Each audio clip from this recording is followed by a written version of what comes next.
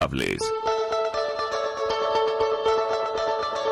partir de este momento, estamos contigo, un espacio cultural, dinámico e irreverente, para debatir ideas junto a jóvenes que creen y defienden la libertad.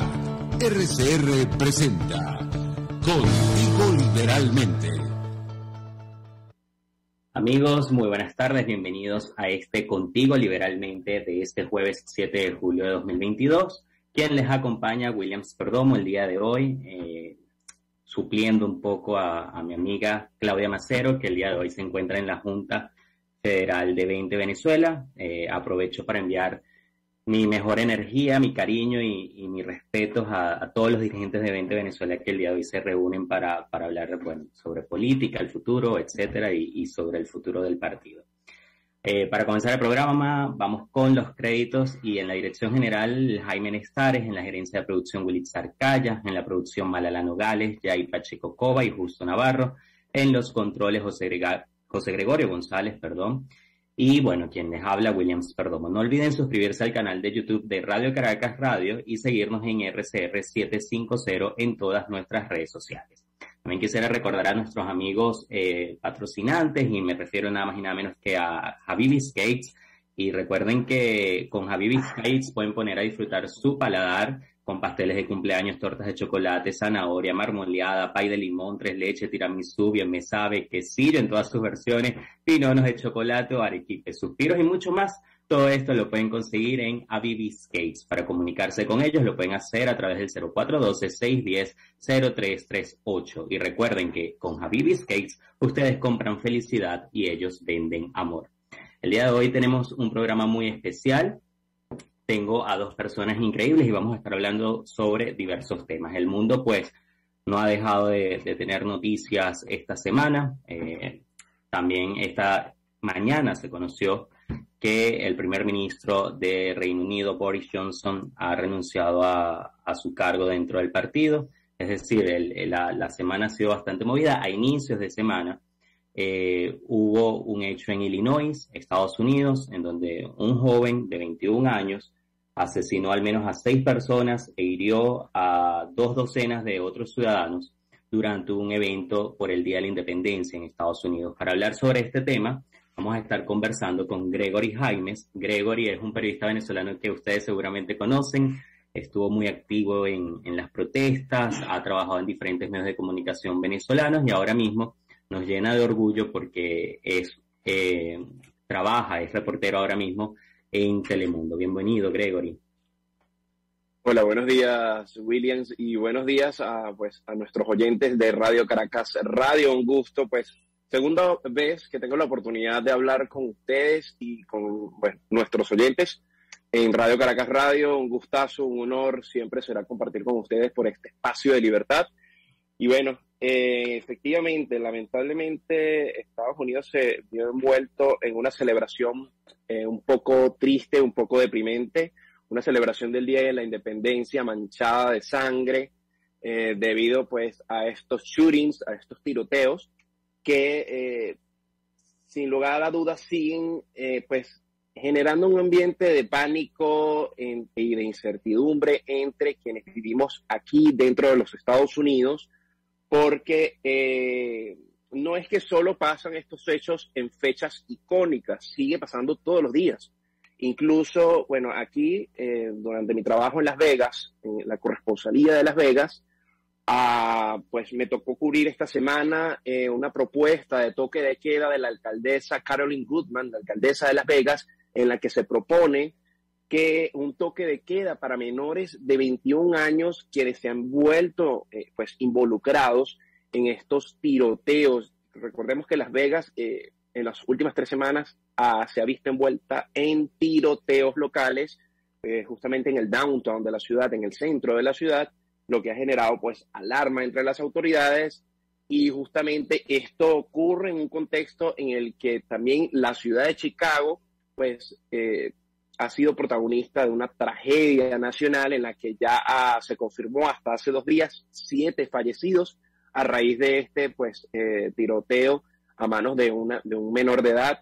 que pues fue lamentablemente vestido de mujer, se disfrazó para poder, lograr que las autoridades, la policía no lo identificaran, pero por suerte el trabajo de inteligencia aquí funciona. Sí, Gregory, justamente te iba a preguntar eso hasta ahora, pues los detalles que han ido surgiendo en torno al caso. Entiendo que al principio los medios de comunicación habían adelantado que se trataba de un joven de 22 años, luego las autoridades aclararon que tenía 21, pero como tú dices, también ha surgido todo esto de que, bueno, que se vistió de mujer, se metió entre la gente para evitar ser detenido, pero también entiendo que la policía ha dejado claro que todavía no conocen las motivaciones que llevaron a este joven a cometer el hecho. Entonces quisiera conocer qué es lo que sabes hasta ahora por parte de las autoridades, qué informaciones han dado, y obviamente también conocer un poco cómo ocurrió el hecho ese día, porque creo que también hubo confusión en el timeline de cómo ocurrieron los hechos. No sé si conoces más o menos cómo ocurrió y en qué momento del evento ocurrió. Sí, bueno, la información que manejamos los periodistas aquí hasta el momento es que las investigaciones continúan su rumbo. Hasta el momento no se sabe qué motivó a este muchacho, a este niño, a accionar de esa manera contra personas. Las investigaciones continúan, sin embargo es importante recordar que en la ciudad de Chicago también hay un toque de queda aplicado, si no mal no recuerdo. Hace 3 meses la ciudad de Chicago aplicó un toque de queda para menores de 21 años, pero en horas de la noche. Es decir, este toque de queda iba a ser aplicado desde las 10 de la noche hasta las 6 de la mañana. Pero bueno, la celebración del 4 de julio pues fue un momento para poder codearse y poder, bueno, lamentablemente hacer lo que hizo.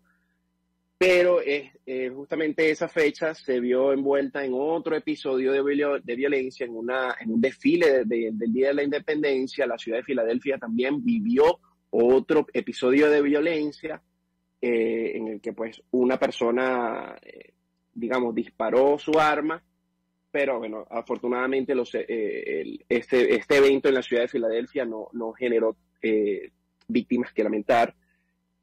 Pero sí, es una situación que se vive a diario, es una situación que sigue generando conmoción a raíz de lo de Uvalde en el estado de Texas, en el que una persona entró a una escuela o un colegio y asesinó pues a varios menores de edad, varios pequeños. Pero sí, es una situación en la que yo personalmente he tratado y he hablado con las personas en la calle, con los habitantes en Las Vegas, que están y concuerdan en lo que se debe tratar un tema de ley de armas a través del Congreso. Pero sabemos que este tema de ley de armas, control de armas, tiene un antecedente de décadas que pues pareciera que no va a dar frutos, no va a dar un lado positivo para la población que se mantiene en zozobra, y pues es un negocio también. Sí, justamente eso te iba a preguntar, ¿no? Porque entiendo que tú estás en Las Vegas, pero este es un debate que se da en todo Estados Unidos y como tú bien mencionabas, es algo que no ha ocurrido solamente esta vez, sino que durante el año se han registrado varios hechos similares. Y te quería preguntar eso, el sentimiento de los ciudadanos que encuentras en Las Vegas, ¿cómo encuentras a la gente? Entiendo que la gente pues ha expresado un poco de temor en los últimos días porque ya se está haciendo algo más repetitivo. Algunos piden que se abra nuevamente el debate sobre este tema, otros, y entiendo la semana pasada hubo un acuerdo entre ambos partidos, republicano y demócrata, para tratar este tema y para tomarlo con seriedad, con la seriedad que lo amerita, pero quisiera conocer un poco cómo tú ves a la sociedad americana en torno al tema. ¿Existe más miedo que lo que tú, sé que tú también tienes varios años en Estados Unidos, ¿no? Si tú crees que desde que tú llegaste hasta ahora ha habido un cambio en cómo la gente está percibiendo su seguridad. Sí, efectivamente, desde que yo llegué hasta la actualidad, los ciudadanos americanos sienten temor en la calle, y eso se ve al tú salir después de las 5 de la tarde en los lugares más representativos, por ejemplo, de Las Vegas.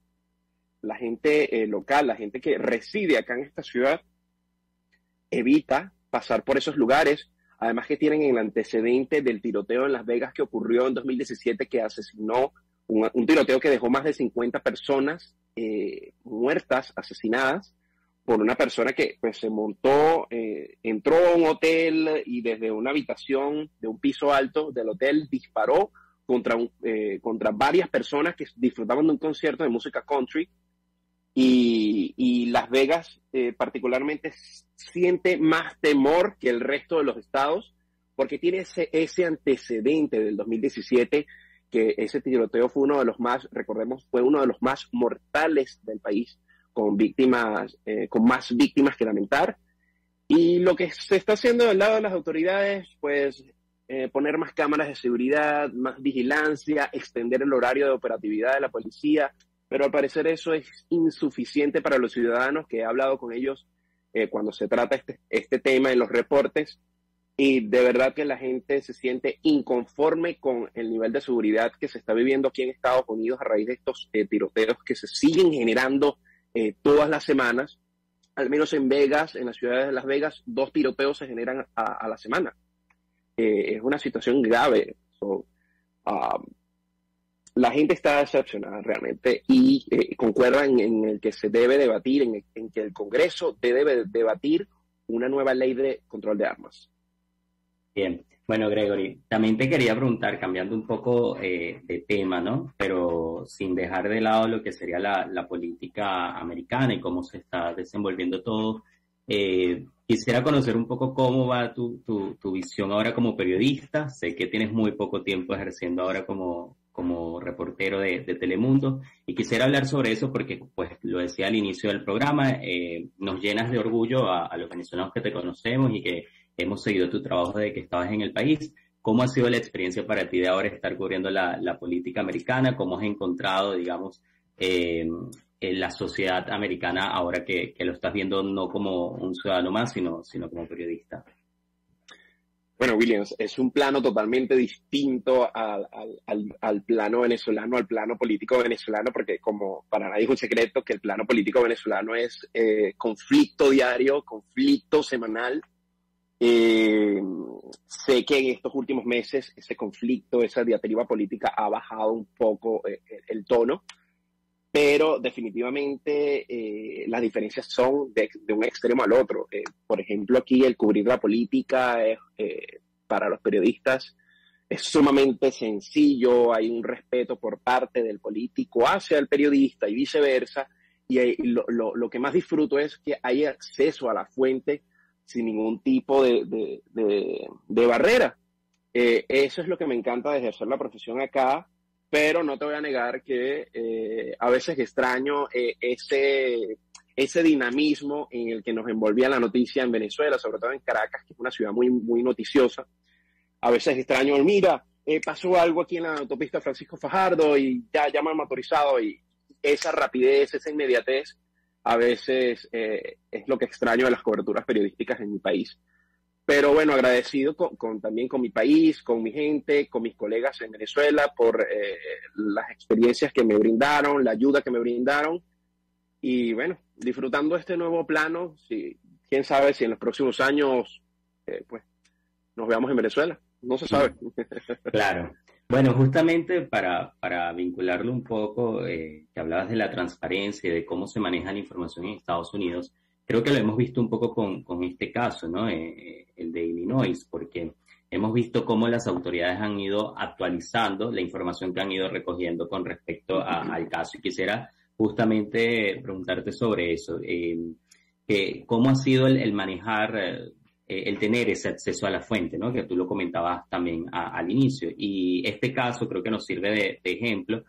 Sucedió el hecho y a las horas ya teníamos una rueda de prensa por parte de las autoridades actualizando sobre lo que había ocurrido, identificando a la persona que, eso también no lo conversamos, pero no lo detuvieron ahí mismo, ¿no? O sea, las autoridades dijeron que tenían la sospecha sobre un joven y dieron algún adelanto, pero tuvieron que esperar algunas horas para detenerlo, ¿no? Entonces quisiera que nos hablaras un poco sobre cómo es esa dinámica de tener tanto acceso a la información, tanto acceso a las fuentes, y cómo fue en este caso en concreto que fue llegando a la información.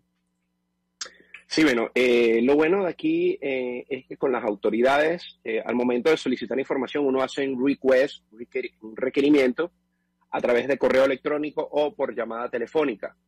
una vez que nosotros hacemos ese request por email, de inmediato las autoridades contestan el correo y pues te dicen, mira, tenemos esta información actualizada para tu nota, para tu trabajo periodístico, es lo que tenemos hasta ahora, esta es la cifra que tenemos hasta ahora, o si no te dan una cifra específica, te dicen, dentro de 2 horas pues vamos a dar una rueda de prensa en el Parque X. Entonces, siempre hay una respuesta efectiva, siempre hay una respuesta efectiva por parte de las autoridades y siempre, por ejemplo, en el caso de Illinois, lo más seguro es que en la próxima semana la policía revele imágenes de cómo fue la detención, porque usualmente después de un hecho como este o un incendio, la policía suele publicar a la semana los body cams, que son las cámaras corporales que tienen los funcionarios de cómo ocurrió el hecho. Por ejemplo, hace 2 semanas ocurrió un incendio de gran magnitud en Las Vegas, fue el incendio más grande en los últimos 25 años en Las Vegas, que pues dejó a 100 personas sin hogar en un complejo de apartamentos en el downtown de Las Vegas, y a las 2 semanas la Policía Metropolitana de la ciudad publicó una serie de videos de 1 hora cada uno de cómo fue el momento del rescate de las personas a través de sus cámaras corporales. Así que no duden que la próxima semana o la siguiente las autoridades revelen nuevas imágenes de esta manera de la detención de este joven que pues lamentablemente disparó y dejó un saldo de 7 muertos en el norte de Chicago, en el estado de Illinois. Sí, justamente hablando un poco de la información que se ha adelantado, el día de hoy, más temprano, se conoció a través de CNN y ahora lo replican algunos medios de comunicación, que este joven que fue identificado como Robert Crimo también había amenazado con anterioridad planificar otro ataque, ¿no? Aparte de que ya también había amenazado a su familia. O sea, son 2 datos que se van a conocer en la mañana de hoy. Y también ya yo había conocido, creo que, no recuerdo si fue ayer o el mismo día, que se había informado que Robert había publicado en sus redes sociales algunas simulaciones de ataques armados. Entonces, eso era lo otro que te quería preguntar a Gregory. Hemos visto, ¿no?, como un patrón también dentro de estas personas que de una u otra manera simulan ataques antes de cometerlos. Entonces, quisiera que tú nos ilustraras mejor cómo se ha venido dando estos casos o estos patrones, y si crees que en los próximos días, acabas de adelantar algo, pero crees que en los próximos días obviamente van a surgir más detalles sobre este tema, ¿cierto? Sí, efectivamente, tú lo decías, Williams. Es el mismo patrón en la mayoría de estos shootings, de estos tiroteos. Se repite.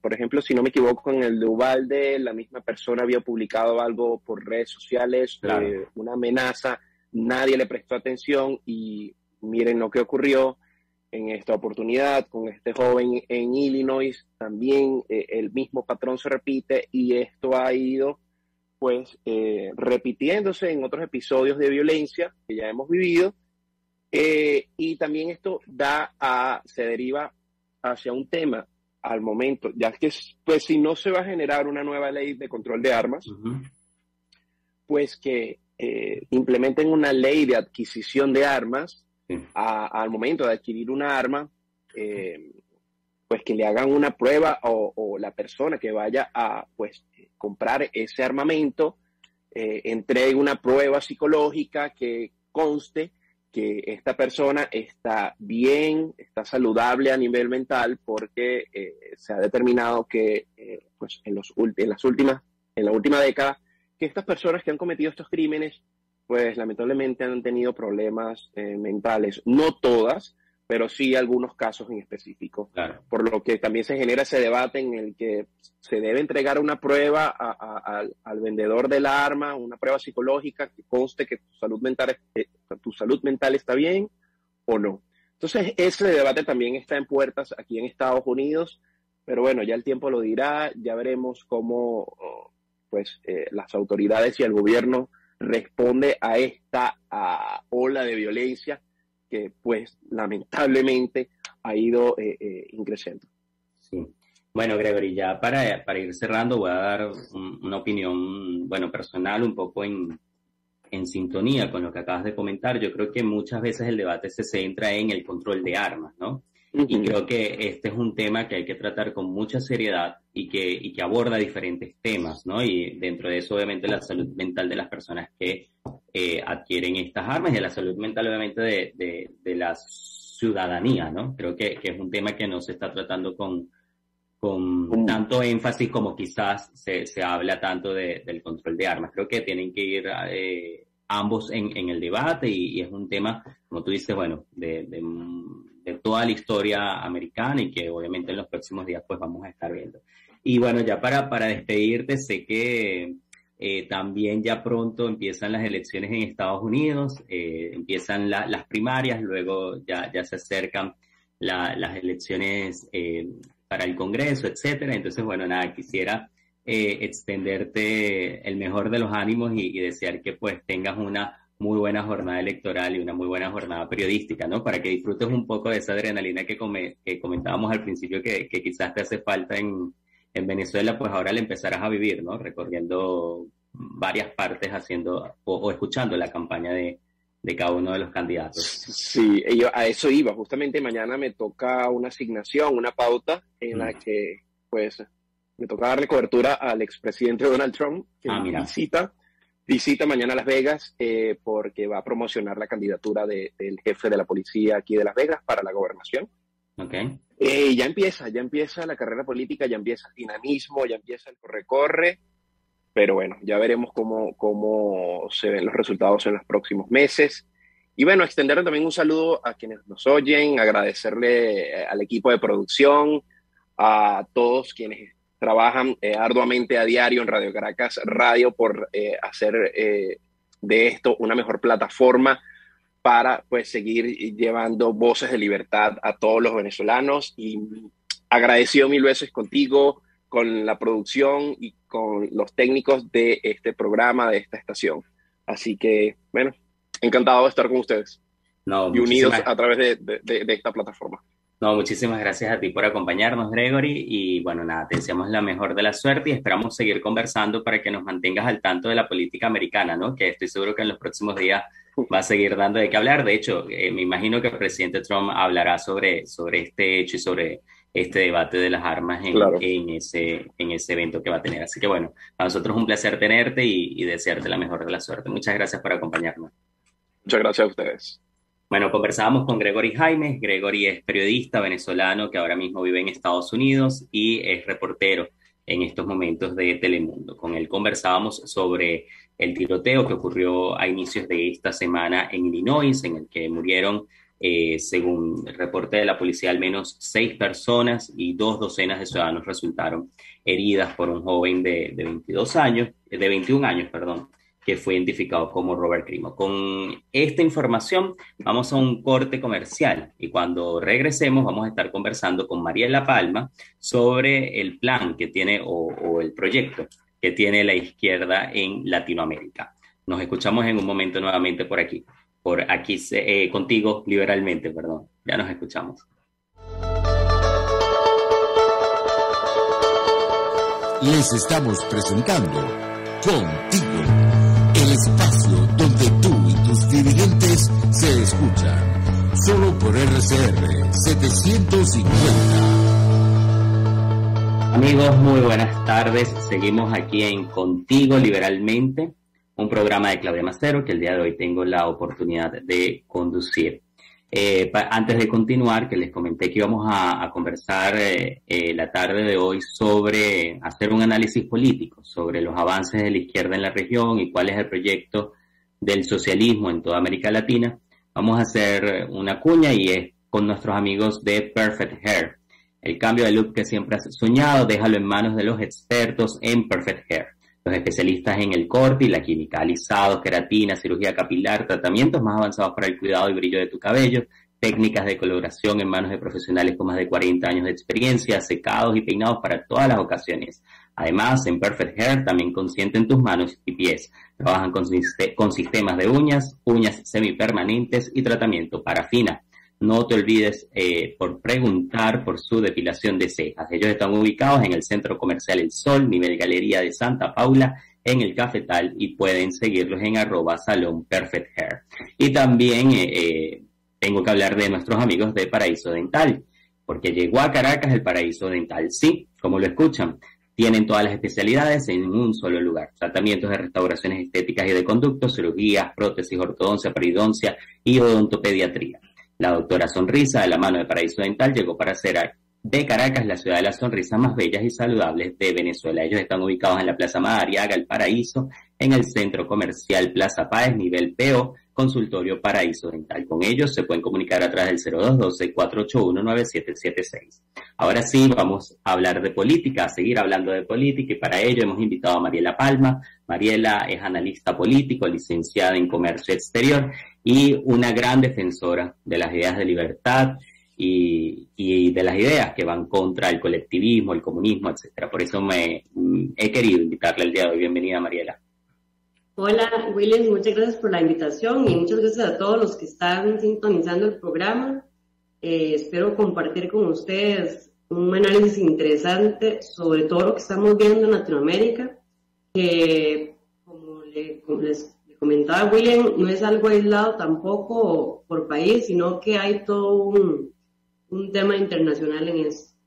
Es así, Mariela. Justamente leía yo hace poco en los medios de comunicación cómo hay una estrategia por parte de países como Rusia para seguir avanzando, ¿no?, en el continente americano. Y justamente nosotros hemos compartido visión, Mariela, y quisiera preguntarte si crees, como algunas personas, algunos analistas aseveran, que lo que ocurre en países como Cuba, Venezuela o Nicaragua son hechos aislados, o más bien es una estrategia por parte de la izquierda para mantenerse en el poder en estos países. Lo pregunto porque hemos escuchado en los últimos meses a personas que quieren decir que estos regímenes no son de izquierda, sino que tienen comportamientos a una ideología diferente. Entonces quisiera que tú nos aclararas un poco este punto, ¿no? ¿Tú crees que estos tres regímenes son regímenes de izquierda? Bueno, lo primero es que me parece que obviamente son de izquierda, y les voy a comentar, digamos, por qué lo que mencionaste, que no son aislados, sino que más bien es una estrategia internacional. Tenemos que irnos atrás.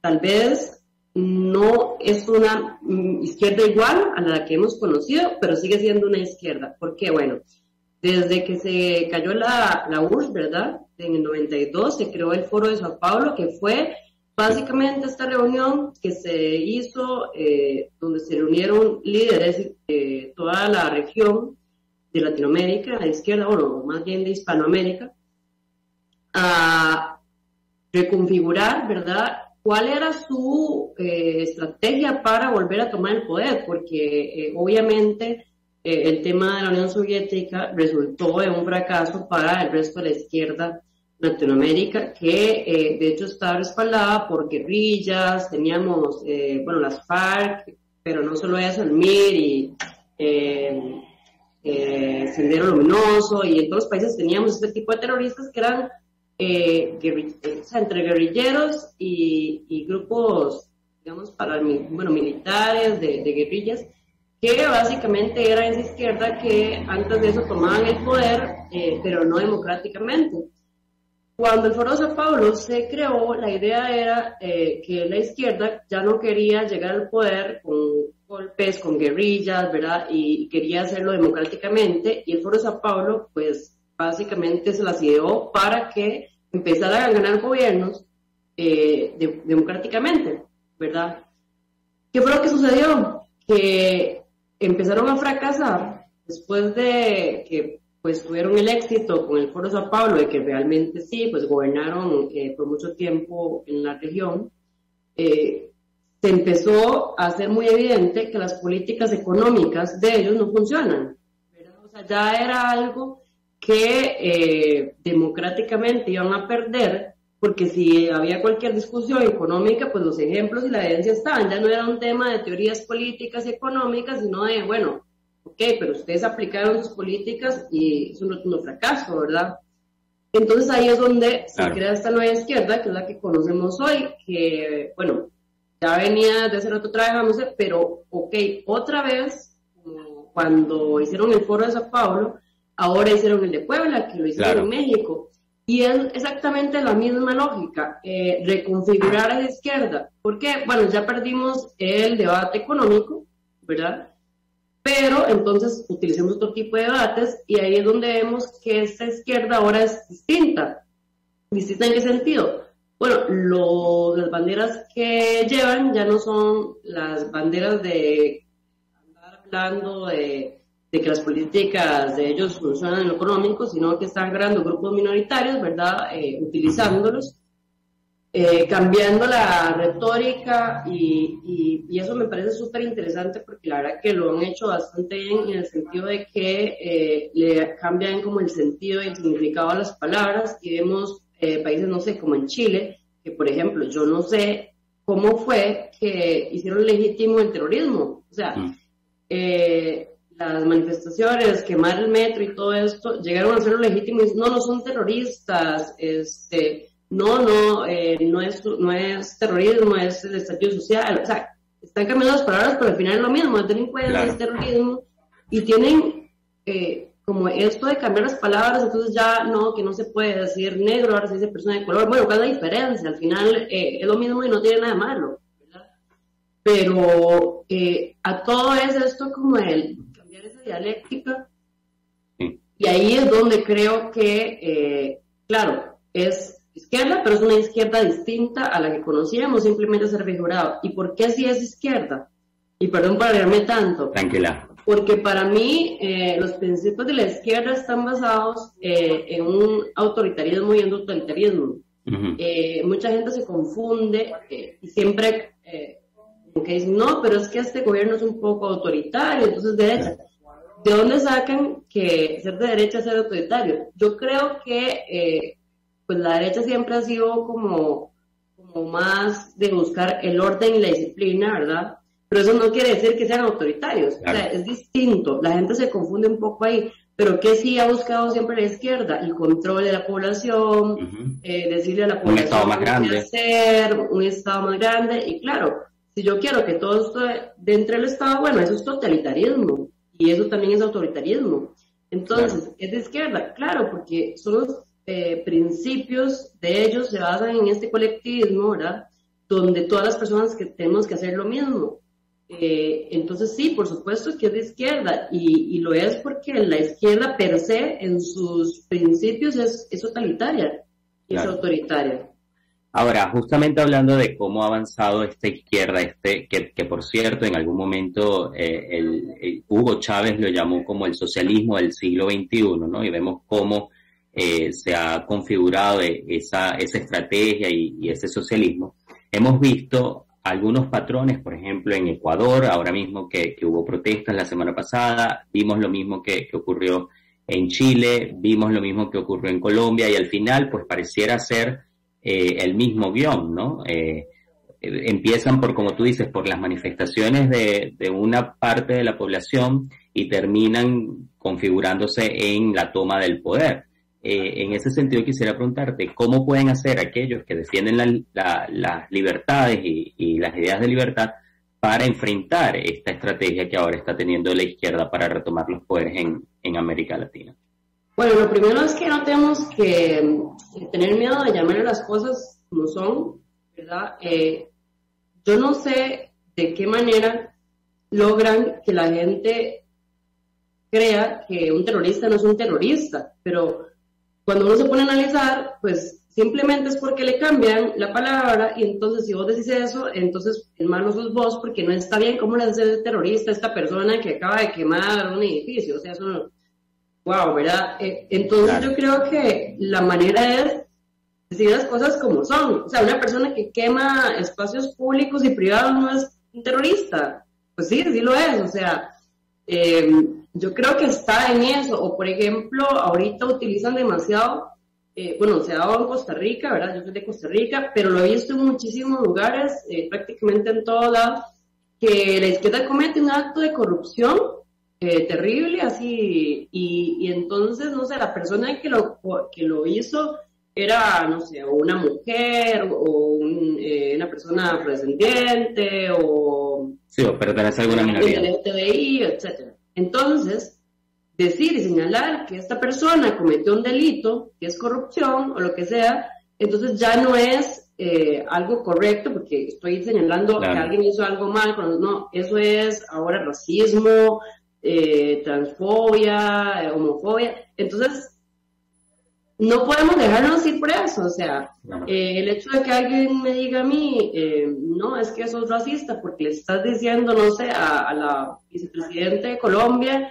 que acaba de cometer un acto de corrupción, o sea, eso no tiene sentido, y ese tipo de cosas son las que tenemos que cambiar. Es un tema de lenguaje, es súper simple, pero como que cala, porque al final, entonces ellos hacen que algo que está mal, o sea, robar fondos públicos, por ejemplo, se vea como que el que está mal, no se vea tan mal, diciendo que eso está mal, ¿verdad?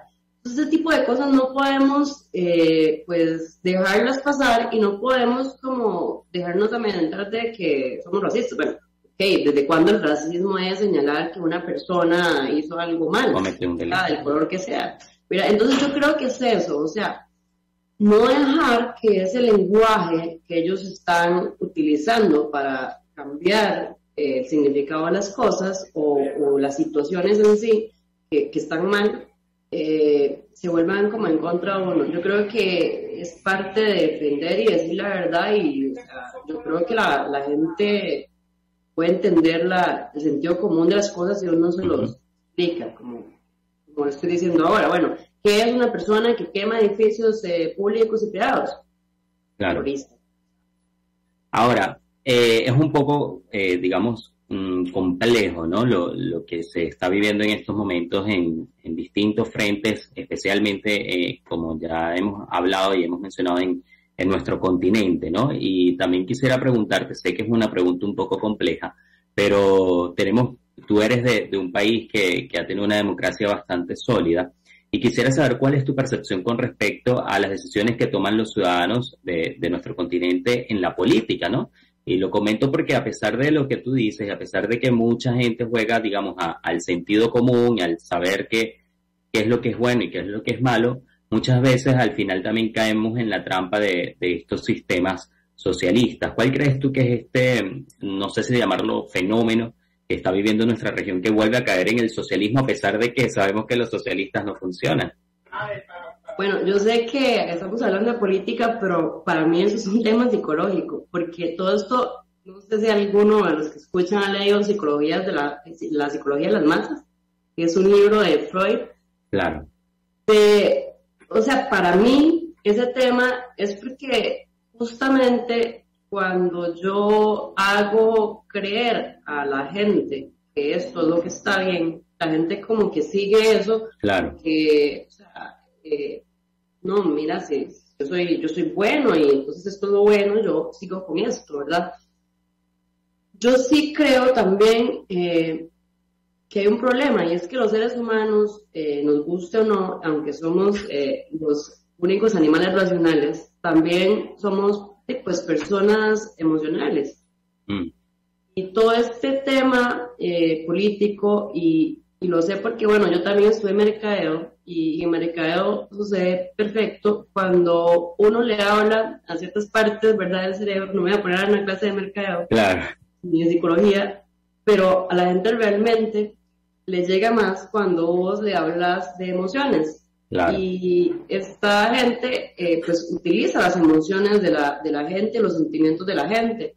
¿Cómo? Bueno, Chile es un ejemplo clarísimo de eso. O sea, Chile, como país más desarrollado de América Latina, y le hace, con su retórica le hacen creer a la gente que ellos están súper mal, y que, bueno, con el discurso de la desigualdad, porque subió el metro, pues entonces que no, que ellos van a volver la dignidad al pueblo, y que ya va a ser mejor, y que más igualdad, y no sé qué. Bueno, ya lleva varios meses y el metro siguió subiendo, ahora el dólar está en, Sí. una luca, bueno, en 1.000 colones o 1.000 pesos chilenos. O sea, ok, sí, o sea, racionalmente, las personas que se supone que justificaban eso porque había desigualdad y porque el metro subió, ok, bueno, y entonces, ¿qué mejoró ahora si sigue subiendo y ahora Claro. son otras cosas y la economía está peor? E incluso hay más desigualdad ahora que antes, porque de hecho Chile era el país de la OCDE que venía reduciendo más rápidamente la desigualdad Claro. y ahora más bien hay más desigualdad. Sí, y más división, ¿no? Porque al final Más también división, ahora con esto de la y nueva sigue constitución. subiendo el costo de la vida más que antes. Entonces, Claro. bueno, racionalmente no tiene sentido la justificación que dieron, pero emocionalmente sí, porque entonces lo que les dijeron es que ellos Claro. viven mejor. Bueno, de hecho, yo creo que los que creyeron el cuento van a ir peor ahora porque el costo de la vida en Chile está aumentando. Sí, sí, o sea, en verdad que la situación es peor que hace Pero un año y a medio. mí lo que me parece peor es que realmente utilizan como la necesidad de la gente y el Sí. sufrimiento de la gente y el hacer sentir mal a la gente para que esa gente tenga como ese resentimiento Ujú. y digan, sí, porque yo estoy así y ellos me van a ayudar a estar mejor y yo voy a hacer justicia y va, o sea, juegan con eso. Sí, bueno, Lo hacen y, bien, que es lo malo. claro, y también yo creo que muchas veces, y yo creo que te lo he comentado, muchas veces se ha subestimado lo que ha sido el proyecto del socialismo desde Venezuela para el continente, ¿no? Y eso que tú mencionas es algo que hemos vivido los venezolanos durante años, o sea, cuando empezó esto del socialismo del siglo XXI para nuestro país, comenzó así, una nueva constitución, que ahora pues todos los países que entran en socialismo lo primero que hacen es hay que cambiar la constitución, dividir a la ciudadanía entre ricos, pobres, negros, blancos, pequeños, grandes, empresarios y trabajadores, es decir, es un proyecto y creo que tú lo has descrito muy bien, ¿no? Es un proyecto que no ha sido algo que nació de la nada, sino que ha tenido un plan y que tiene una finalidad, ¿no? Que es mantenerse en el poder. Que la lucha de clases, pero ya en todos los aspectos de Ujú. la vida, es como, ahora no es solo ricos contra pobres, ricos contra pobres, mujeres contra Claro. hombres, pero es la misma lógica de que hay una víctima y un victimario y entonces hay que hacer justicia, pero realmente vemos resultados y se pone peor. O sea, las soluciones de ellos son más bien empeorar el problema.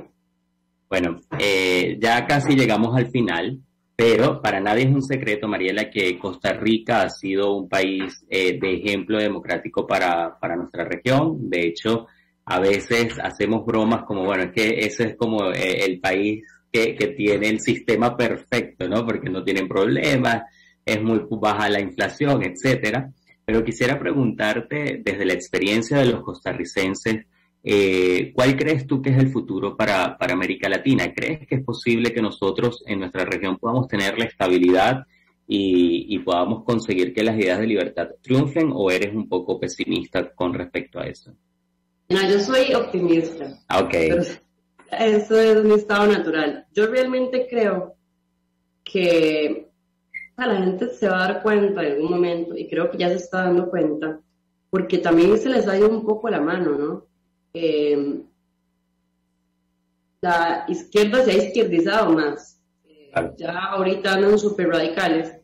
Y yo creo que un ejemplo es el tema del COVID, que pues obviamente que era un tema de salud y todo, pero cuando analizamos muchas de las medidas que se tomaron, Claro. ni siquiera tenían como criterios técnicos que realmente pues, fueran por salud, sino que era mucho control, mucho totalitarismo, mucho... O sea, y para mí ahí hubo mano 100% de la izquierda, ¿verdad? Que también está apoyada por corporaciones y por organizaciones internacionales, ¿verdad?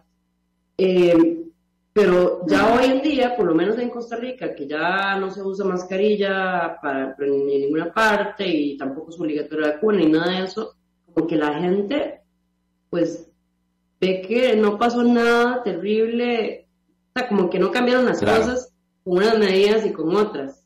O sea, porque, bueno, el gobierno lo estamos estrenando, el actual, y fue mucho más, digamos, pro libertades civiles con el tema del COVID y prácticamente que todo es libre aquí, en este momento, en buena medida por el tema de la pandemia. Y siento como que la gente se dio cuenta que no cambió nada, o sea, que la gente que le da COVID, le siguió dando COVID, que la que no le dio, o sea, no pasó nada más. Claro. Dejando en manos de la gente su cuidado de sus vidas y que, bueno, hay gente que usa mascarilla porque quiere, ¿verdad? Claro. Y ese es el tema. Esa gente pues cree que eso es lo mejor para ellos, otra gente creerá que pues no y así. Pero yo creo que es eso, o sea, la evidencia, hay una frase que dice como que la realidad, es una frase de Ayn que dice como que uno puede ignorar la realidad, pero no puede ignorar las consecuencias de ignorar la realidad. Entonces, bueno, yo ahorita puedo ignorar la realidad de que, no sé, Chile está empeorando, pero en algún momento me voy a dar cuenta que por haber ignorado que realmente Chile con lo que está pasando ahorita está empeorando, pues las consecuencias van a llegar tarde o temprano. Y yo creo que sí, yo creo que la gente se tiene que dar cuenta que, o sea, las cosas empeoran claro. Con este tipo de políticas. Claro. Bueno, con ese mensaje de optimismo de Mariela, tenemos que llegar al final. Para mí ha sido un placer tenerte el día de hoy, Mariela, y esperemos que evidentemente triunfen las ideas de libertad, ¿no? No solamente por el bien de la región, sino también por el bien de todo el mundo. Muchas gracias por acompañarme. Muchas gracias a todos. Amigos, conversamos con Mariela Palma. Mariela es analista político, licenciada en Comercio Exterior, y con esta entrevista llegamos al final de Contigo Liberalmente, este jueves 7 de julio. Para mí ha sido un placer acompañarlos y nos vemos en otra oportunidad.